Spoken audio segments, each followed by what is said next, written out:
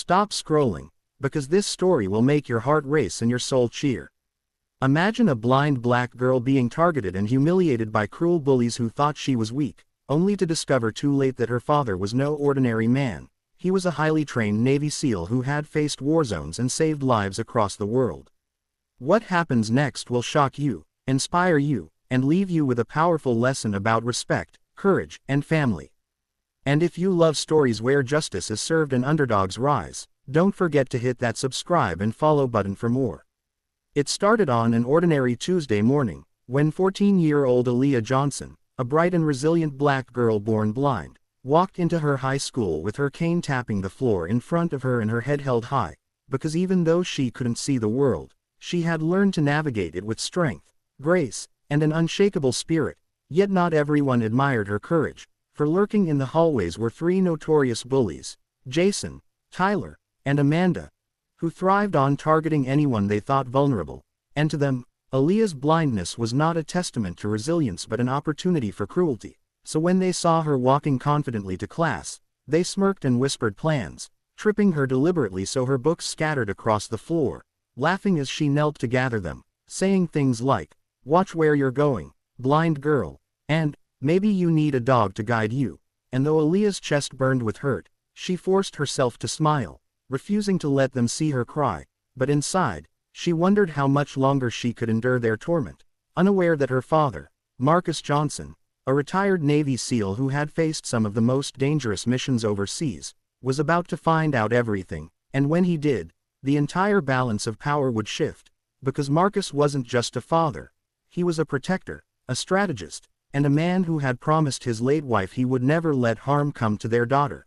But before his involvement, the bullying escalated, as the trio began mocking Aaliyah during lunch, taking her food tray, and once even hiding her cane so she had to stumble helplessly until a kind teacher intervened. And though her classmates felt pity, most stayed silent out of fear, which only emboldened the bullies further. And then came the cruelest day of all, when Jason and Tyler pushed her into the muddy schoolyard during recess, chanting, "Can't see the dirt if you're already in it," while Amanda filmed it on her phone, hoping to post it online for laughs. But little did they know that Malik, one of Aaliyah's few close friends, had secretly texted her father about the bullying, unable to watch his friend suffer any longer. And Marcus, who had been working on a private security contract downtown, dropped everything the moment he read the message, driving to the school with a storm of controlled fury brewing in his chest. And when he arrived, he found his daughter sitting on the bench, clothes stained with mud, her chin trembling but her back straight, and something inside him snapped.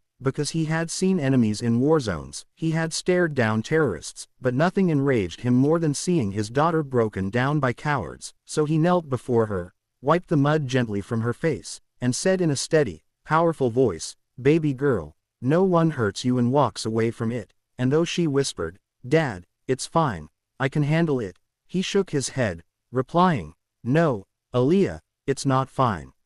It's never fine to let bullies think they own the world." And with that, he stood, his military-trained eyes scanning the field until he spotted Jason, Tyler, and Amanda still laughing under a tree, oblivious to the storm coming their way. And Marcus walked across the field with the calm, intimidating stride of a man who had once infiltrated enemy strongholds, his presence alone silencing nearby students as whispers spread, "That's Aaliyah's dad." And when he reached the bullies, Jason smirked, saying, "What, you gonna fight us for your little blind girl?" But Marcus didn't raise his voice or his fists. Instead, he leaned in close and said, "You have no idea who you're messing with. I've stared death in the face more times than you've had birthdays, and I've protected this country with my life. Do you think for one second I'll let you terrorize my daughter?" And though Jason tried to act tough, his knees trembled under Marcus's piercing gaze, while Amanda nervously lowered her phone, and Tyler muttered, "We were just joking." But Marcus shook his head slowly, replying, "No. You weren't joking. You were trying to destroy her spirit. But here's the lesson. You don't break warriors, and my daughter is a warrior, whether she can see or not." And then, to everyone's surprise, instead of lashing out, Marcus called the principal over, demanding accountability. And as a crowd of students gathered, he revealed his Navy SEAL credentials, his voice echoing like thunder as he said, "I didn't risk my life in foreign lands just to come home and watch kids terrorize each other while adults stay silent. This ends today, And the principal, red-faced and shaken, promised immediate disciplinary action, suspending the bullies on the spot. But Marcus wasn't done, because he believed true justice meant more than punishment. It meant transformation, so he looked each bully in the eye and said, "You're lucky I'm not the man I was overseas. You're lucky I believe in second chances. But from this moment, every time you see Aaliyah, you're going to remember that she has more strength in her little finger than you three combined, because she wakes up every day facing a world stacked against her and still shines brighter than cowards hiding behind cruelty." And the words sank deep, silencing the field until even Amanda, tears welling in her eyes, whispered, "I'm sorry." And though Aaliyah, listening from the bench, couldn't see the scene unfold, she felt the shift in the air, the way whispers turned into cheers, the way the silence of bystanders broke into applause, because they weren't just witnessing a Navy SEAL putting bullies in their place. They were witnessing a father's love, fierce and unyielding, protecting his daughter with the same intensity he once protected his country.